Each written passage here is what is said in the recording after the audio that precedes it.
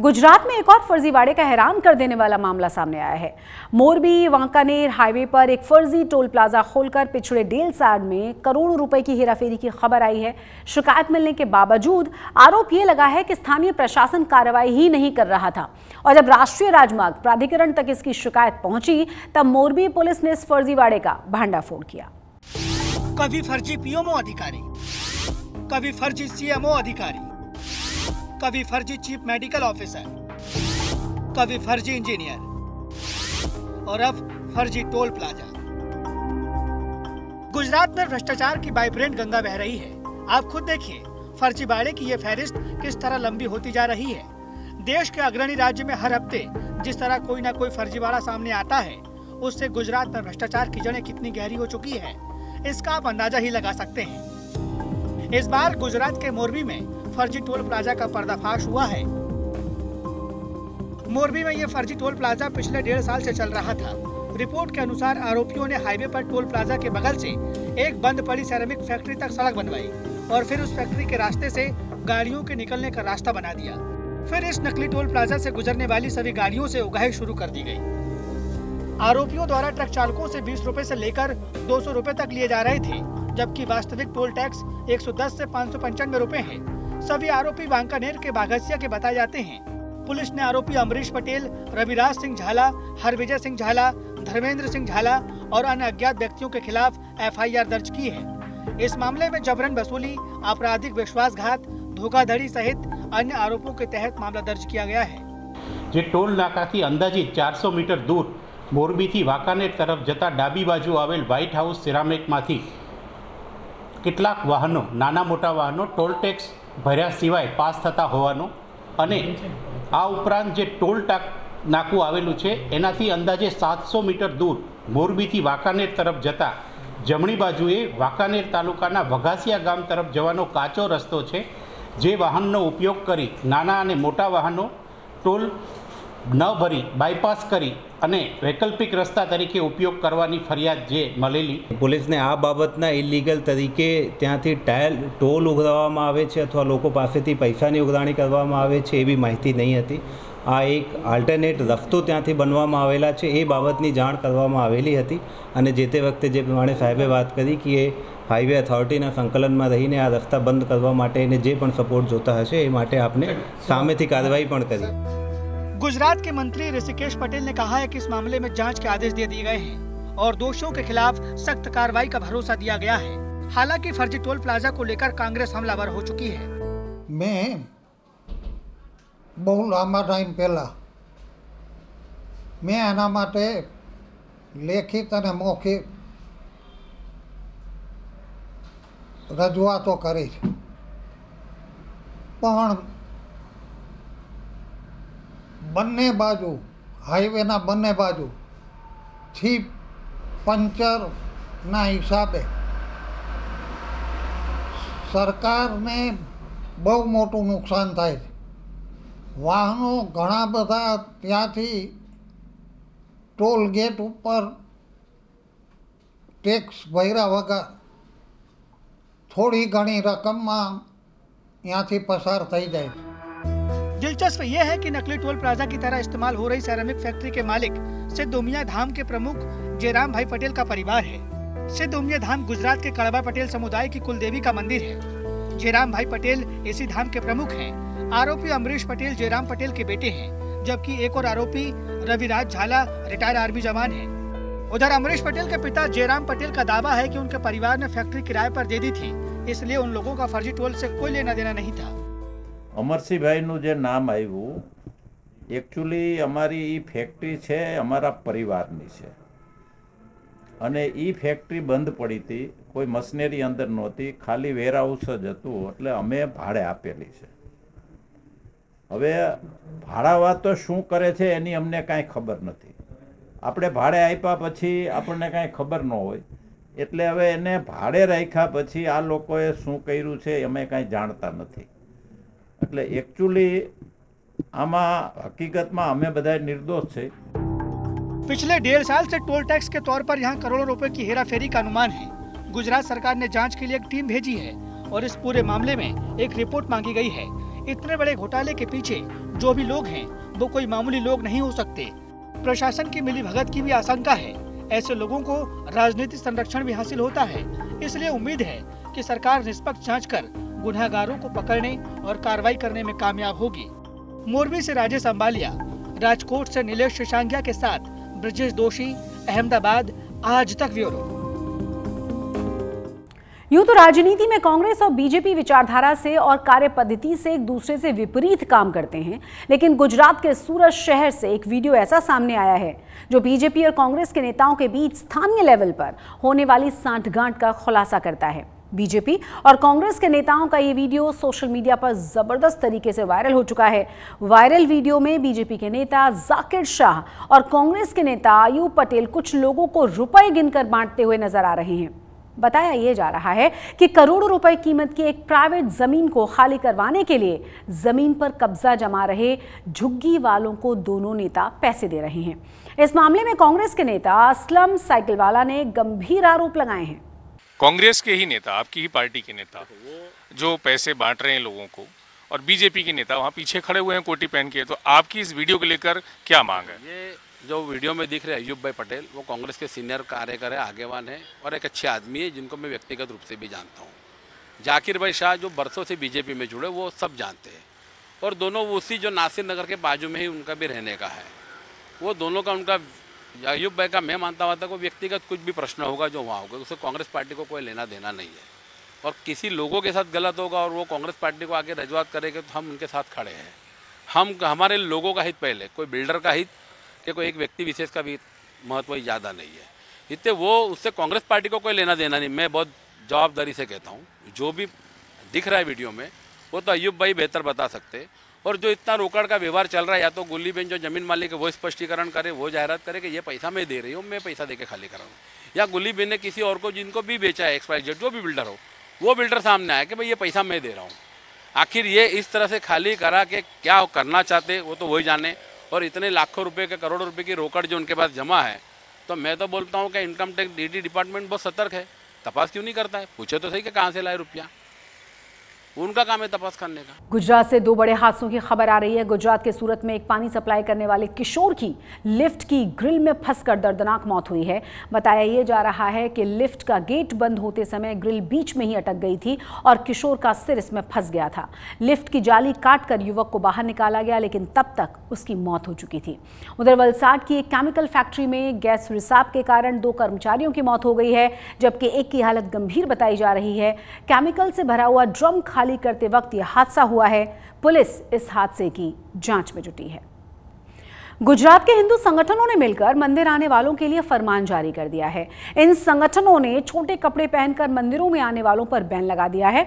इनका कहना यह है कि अगर मंदिरों में आना है तो सही ढंग से कपड़े पहनकर ही आना होगा।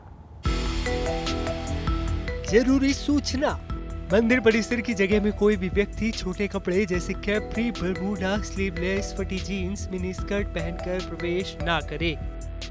सनातन स्वराज के बैनर लगे हैं राजकोट के अलग अलग मंदिरों में, जहां हिंदू संगठन के इन लोगों को मंदिर में छोटे कपड़े पहनकर आने वालों से शिकायत है कि આપણે કોઈ પણ સ્કૂલ હોય, પ્રિન્સિપલ સાહેબ પાસે હોય કે આપણે પૂરેપૂરી કેમ રિસ્પેક્ટમાં જતા હોય, તો એક આપણા ભગવાન છે તો એની રિસ્પેક્ટમાં જવું જોઈએ, એ હેતુથી અમે પોસ્ટર માર્યા છે। રાજકોટના જુદા જુદા સંગઠનો સાથે છે અને પૂજારી હોય, ટ્રસ્ટીઓ હોય, એનો પણ અમને મંદિરના બધું સારો એવો સપોર્ટ મળ્યો છે, લોકોનો પણ અમને સારો એવો સપોર્ટ મળ્યો છે આ કાર્યમાં।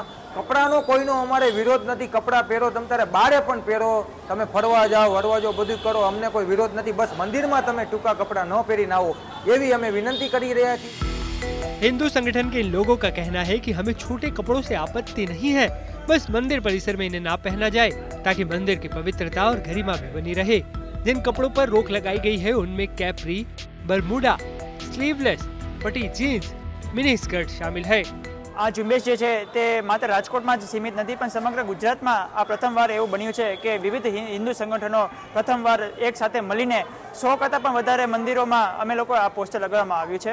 આ પોસ્ટર લગાવવાનો મુખ્ય હેતુ જે છે અમારું એ છે કે યંગ જનરેશન જે છે આજકાલ આપણે નોટિસ કરી રહ્યા છીએ કે ટૂંકા વસ્ત્રો તરફ વધારે અટ્રેક્ટ થઈ રહી છે, અને અમારું માત્ર એ જ કહેવાનું છે કે આપ જે છે એ ફેશન વેરમાં જે કપડાં છે એ આપ પહેરો, પણ મંદિર પરિસરમાં આપ જ્યારે એન્ટર થતા હોય ત્યારે મંદિરની ગરિમા જળવાઈ રહે, પવિત્રતા જળવાઈ રહે, એ રીતના આપ વેશભૂષા આપનું ધારણ કરીને આપ મંદિરમાં પ્રવેશ કરો। मंदिर से जुड़े लोग भी हिंदू संगठनों के फैसले का खुलकर सपोर्ट कर रहे हैं। आ निर्णय प्रजा माटे घणो सरस कहेवाय। टूंका वस्त्र पहेरी भगवाननी सामे दर्शन करवा ई भक्ति न कहेवाय, पण ई वस्तु भक्त पब्लिक माटे बहु खराब कहेवामां आवे छे। अने वस्त्र पूर्ण पहेरी अने भगवाननी सामे दर्शन करवाथी भगवान तमारा ऊपर प्रसन्न थाय अने भगवान तमारी मनोकामना परिपूर्ण करे। मंदिर परिसर में छोटे कपड़ों के विरोध की आवाज सिर्फ राजकोट तक ही सीमित नहीं, बल्कि गुजरात के 100 से ज्यादा मंदिरों में ऐसे पोस्टर और बैनर लगाए जा चुके हैं। हालांकि अभी तक इस पर पब्लिक का कोई रिएक्शन नहीं आया है। राजकोट से नीलेश शांगिया के साथ आज तक ब्यूरो। नवसारी जिले में सरकार की नल से जल योजना के नाम पर करोड़ों रुपए खर्च करने के बाद भी लोगों को पीने का पानी मयस्सर नहीं है। अधिकारियों का कहना यह है कि कुछ सरपंच अपने इलाके में ठीक से काम नहीं कर रहे। जनता परेशान है तो आदिवासी नेता और विधायक अनंत पटेल गरीब परिवारों के हक में खड़े हो गए हैं और उन्होंने सरकार से जल्द पानी की व्यवस्था में सुधार लाने को कहा है। वांसदा तहसील में नल से जल योजना जो पीने के पानी की योजना है वो यहाँ की भौगोलिक परिस्थिति और अंतर्याय विस्तार होने के कारण निष्फल गई है, क्योंकि जो स्टैंड पोस्ट से पानी मिलना चाहिए, घर घर पानी मिलना चाहिए, वो मिल नहीं रहा। यहाँ के जो भी एजेंसी है जो काम कर रही है वो अपने फायदे के लिए पाइपलाइन डाल रही है, लेकिन जो ग्राम पंचायत की पानी समिति है, जो पेयजल समिति है, यहाँ के जो सरपंच है उनको विश्वास में लिया नहीं गया। उन्होंने अपने हिसाब से जो नक्शा बनाया उस हिसाब से पानी देने की बात कर रहे हैं, लेकिन हमारे बांसदा में एक भी ऐसा गांव नहीं है जिसमें संपूर्ण तरीके से नल से जल योजना, वास्मो की योजना सफल हुई है। मेरे ख्याल से बांसदा में यह संपूर्ण निष्फल है। इसका ज्यादातर फायदा एजेंसी को ही हुआ है। मेरा नाम पटेल दर्शना कमलेश भाई है। मेरा गांव उपसर और 5-6 वर्ष से यहाँ पे बोरिंग किया है, नल भी है लेकिन पानी नहीं आता है। हमको पानी की बहुत तकलीफ पड़ती है, तो हमको पानी चाहिए, तो पानी चालू करवाना चाहिए। क्या कहते हैं सरपंच?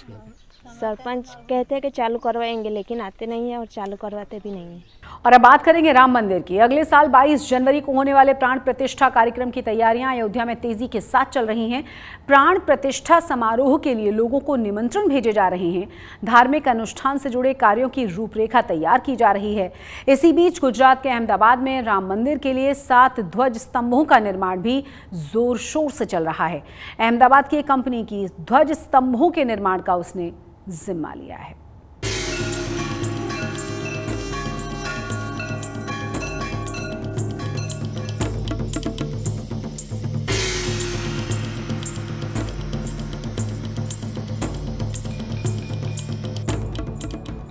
मशीन और सधे हुए हाथों से पीतल पर नक्काशी करते कारीगर अयोध्या में बन रहे भव्य राम मंदिर के लिए ध्वज स्तंभ तैयार करने में जुटे हैं।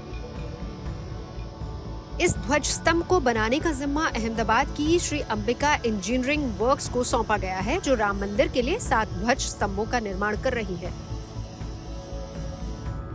बताया जा रहा है कि श्री राम मंदिर के शिखर पर 44 फीट लंबाई वाले नागर शैली में बन रहे इस ध्वज स्तंभ को लगाया जाएगा, जिसका वजन करीब 5500 किलोग्राम होगा। इस ध्वज स्तंभ के अलावा मंदिर परिसर में 6 और ध्वज दंड भी अहमदाबाद में ही बनाए जा रहे हैं। अहमदाबाद में पिछले 8 दशक से भरत भाई मेवाड़ा, जो कि ध्वजदंड सहित मंदिर की जो भी चीज़ें होती हैं मंदिर में इस्तेमाल की जाती हैं वो चीज़ें बनाते हैं, और ध्वजदंड मंदिर के कड़े समेत दरवाजे की जो हार्डवेयर होते हैं वो इनके माध्यम से बनाए गए हैं। फिलहाल जो ध्वजदंड आप देख रहे हैं ये मंदिर का जो मुख्य भाग होगा उसके ऊपर प्रस्थापित किया जाएगा, और इसी ध्वजदंड को लेकर हम भरत भाई मेवाड़ा से भी बात करते हैं।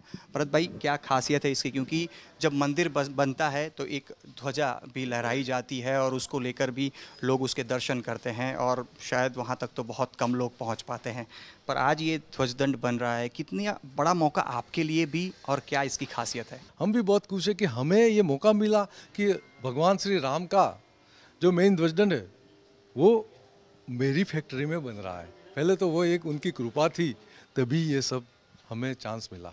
ये 6 ध्वजदंड जो है आप जो देख रहे हैं वो उसके लिए है। अच्छा, इसका भी क्या वेट है और इसकी भी लंबाई क्या है? क्योंकि बाहर तो हमने देखा कि जायंट से भी बहुत बड़ा शब्द अगर हम कोई इस्तेमाल कर सकते हैं तो यूनिक है। यूनिक, ये भी यूनिक है। ये भी इसके अपने आप में 20 फीट लंबा है। 20 फीट लंबा है। उसका ओडी है 5.75 इंच, आईडी है 5 इंच और ये भी मोर देन 700 केजी है पर piece.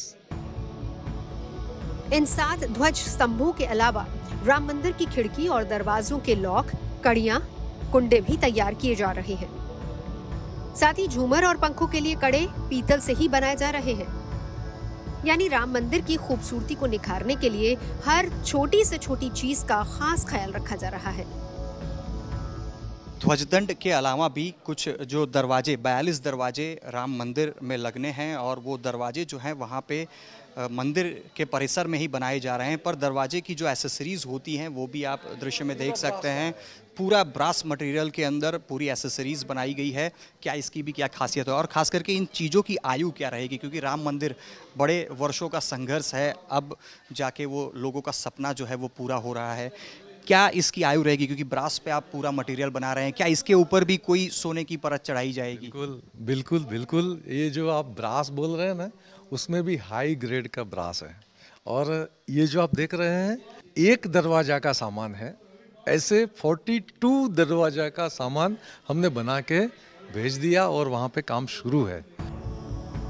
Shri Ambika engineering works के एमडी भरत मेवाड़ा ने बताया कि उनका ये पुश्तैनी काम है और वो इस तरह की चीजें पहले भी बना चुके हैं, लेकिन इस बार उन्हें अयोध्या के राम मंदिर के लिए ध्वज स्तंभ बनाने का मौका मिला तो वो खुद को बहुत ही भाग्यशाली समझ रहे हैं। हम लोग आज तक जो मंदिर में बनाया वो कोई मंदिर बड़ा मंदिर है तो उसमें 100 पीस लगेगा, तो ये मंदिर में तो हमने 530 पीस बनाए, तो वो भी एक कृपा है अपने आप को। और मैं खुश हूँ कि मुझे ये श्री राम मंदिर में ये काम करने का मौका मिला है। राम मंदिर के निर्माण के लिए देश के अलग अलग राज्यों से चीजें मंगाई जा रही हैं और इसी के तहत ही अहमदाबाद में राम मंदिर के लिए ध्वज स्तंभ को बनाया जा रहा है। उम्मीद यही जताई जा रही है कि सभी ध्वज स्तंभ अगले 5 महीनों में बनकर पूरी तरह से तैयार हो जाएंगे और फिर इन्हें राम मंदिर ट्रस्ट को सुपुर्द कर दिया जाएगा। अहमदाबाद से अतुल तिवारी